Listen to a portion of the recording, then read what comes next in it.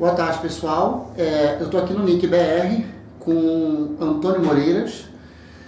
Ele é gerente de projetos aqui do NIC BR e eu vim fazer um curso e aproveitei para conversar com ele sobre o esgotamento do IPv4. E antes disso, queria fazer um comentário que o curso é muito positivo.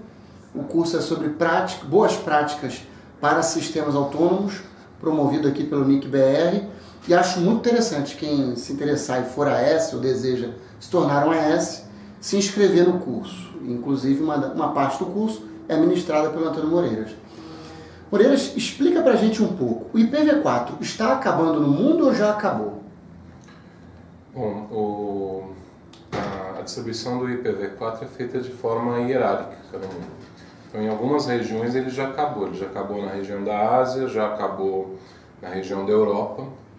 E a previsão de que acabe aqui na nossa região da América Latina e Caribe e na região da América do Norte é ainda para esse ano, ou seja, ele deve acabar talvez aqui no Brasil e América Latina próximo a junho. Né?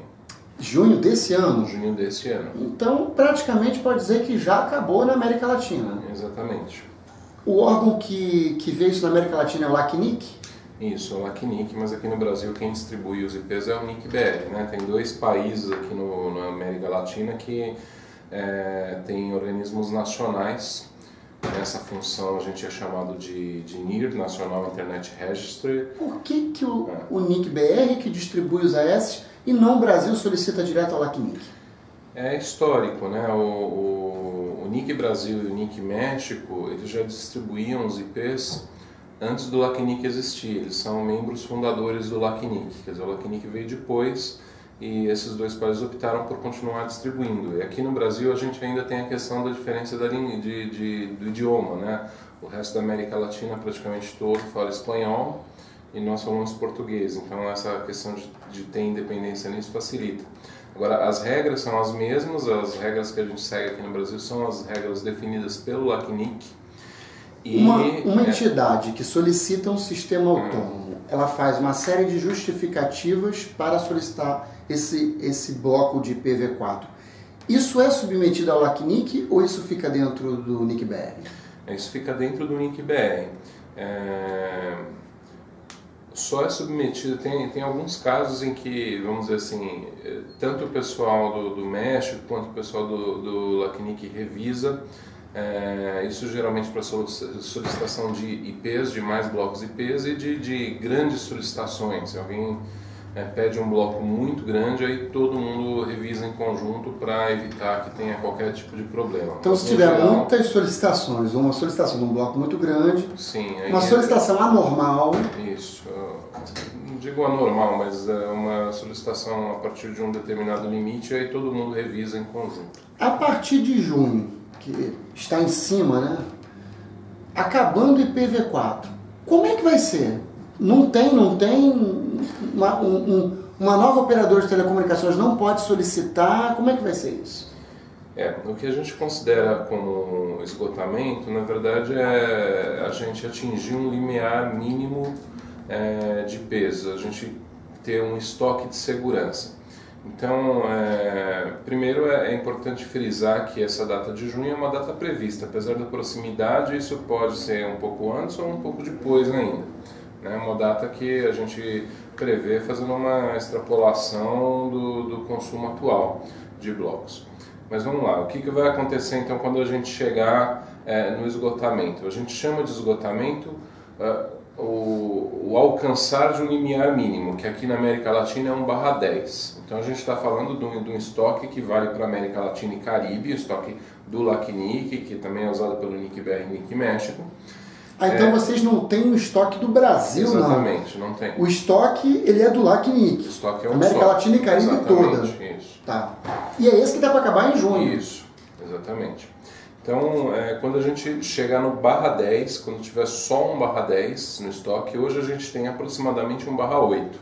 Um pouquinho mais do que 1/8. Um pouquinho mais do 1/8. Isso. Quando a gente tiver só 1/10... Para quem é leigo, 1/8 é quantos IPs?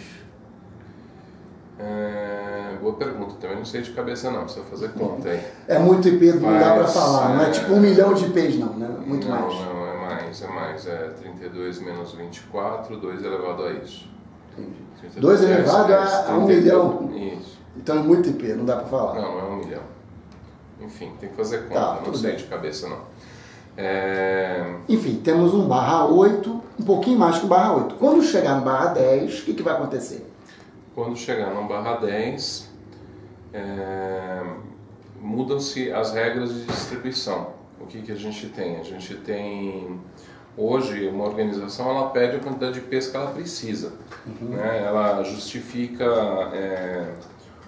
o crescimento previsto da rede num período que pode variar de 3 meses a 1 ano, dali para frente. E daí o pessoal do registro BR aqui analisa o pedido e entrega um bloco de peso e tamanho adequado para aquele crescimento. O que vai acontecer é que a partir do momento que a gente chegar nesse /10, as regras ficam mais restritivas. Então você vai ter um bloco de peso, um tamanho máximo de alocação, que vai ser dado, que vai ser um /22, é um bloco muito pequeno. Isso significa que quando vocês entrarem com essas medidas restritivas, ou esse termo, né, acabou o IPv4, uma entidade que existe, ela não pode solicitar mais. Não, ela pode sim, só que mas ela tem pode que justificar. Sim, como já justifica hoje, só que ela só vai poder ganhar um bloco /22. Que é um bloco muito pequeno. É um bloco pequeno, um bloco que eventualmente atende provedores pequenos, até provedores talvez chegando no médio, mas para as grandes operadoras isso praticamente significa que acabou. Para elas isso não é nada. Então exatamente, é um bloco com 1000 IPs. Tá. Essa é a primeira restrição? Essa é a primeira restrição. E esse bloco essa solicitação só vai ser, tem uma periodicidade com que ela pode ser feita também. Você não pode vir em seguida e pedir novamente. Então se uma operadora grande pedir um /22, ganhou lá 1000 IPs, ela não pode mês que vem, daqui a 3 meses pedir não, vai ter um tempo. Tem um tempo para pedir de novo. Para pedir de novo. Tem quanto tempo, Orlando? 7,5. Tá. Entendi. E depois dessa medida? Tem mais outras? Depois, exatamente. Quando chegar na metade quando tiver consumido o primeiro /11, metade desse /10, as medidas ficam mais restritivas ainda. Aí o que acontece? Somente um sistema autônomo novo, um provedor novo, uma entidade nova vai poder pedir um bloco que vai ser /22 também, e ele pode pedir só uma vez. Quando tivermos só um /11... Então quando a coisa estiver muito apertada, só quem é novo no mercado. Só os novos entrantes vão ser atendidos. Só para o cara tem que ter um mínimo de IPv4 ali. Para trabalhar e colocar o IPv6 junto. Alguma coisa, exatamente. Entendi. E após isso, existe ainda mais alguma outra restrição?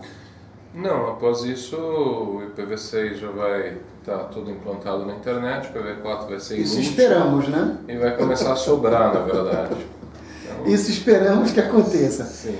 Essas medidas restritivas que você comentou, isso são medidas que serão adotadas pelo NIC-BR, ou isso é uma política que vem do LACNIC? É uma política que vem do LACNIC. Né? Nessa questão toda, distribuição de IPs, o NIC-BR segue a política do LACNIC, que é determinada nas reuniões pelos próprios provedores.